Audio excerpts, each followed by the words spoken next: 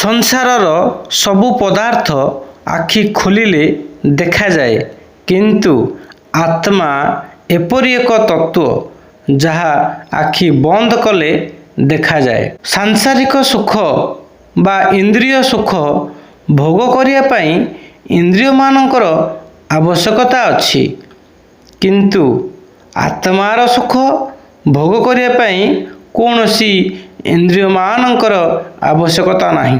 ଯାହା ଇନ୍ଦ୍ରିୟାତୀତ, ବିଷୟାତୀତ ଏବଂ ସଂସାରାତୀତ ତାହାର ପ୍ରତ୍ୟକ୍ଷ ଅନୁଭବ କରାଯାଇପାରେ ନାହିଁ, କିନ୍ତୁ ଆତ୍ମା ଏପରି ଏକ ତତ୍ତ୍ୱ ଯାହା ଇନ୍ଦ୍ରିୟାତୀତ, ବିଷୟାତୀତ ଏବଂ ସଂସାରାତୀତ ହେଲେ ବି ତାହାର ପ୍ରତ୍ୟକ୍ଷ ଅନୁଭବ କରିହେବ। କୌଣସି ବାହାରର ଶବ୍ଦ ଶୁଣିବାକୁ ହେଲେ କାନର ଆବଶ୍ୟକତା ଅଛି, କିନ୍ତୁ ଆତ୍ମାର ଶବ୍ଦ ଶୁଣିବାକୁ ହେଲେ କାନର ଆବଶ୍ୟକତା ନାହିଁ।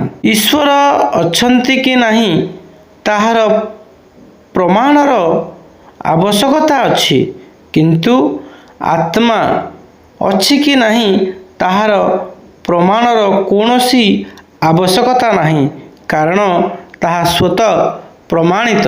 ସାଂସାରିକ ସୁଖ ଭୋଗ କରିବା ପାଇଁ ଅର୍ଥର ଆବଶ୍ୟକତା ଅଛି, କିନ୍ତୁ ଆତ୍ମସୁଖ ଭୋଗ କରିବା ପାଇଁ ଯୋଗର ଆବଶ୍ୟକତା ଅଛି।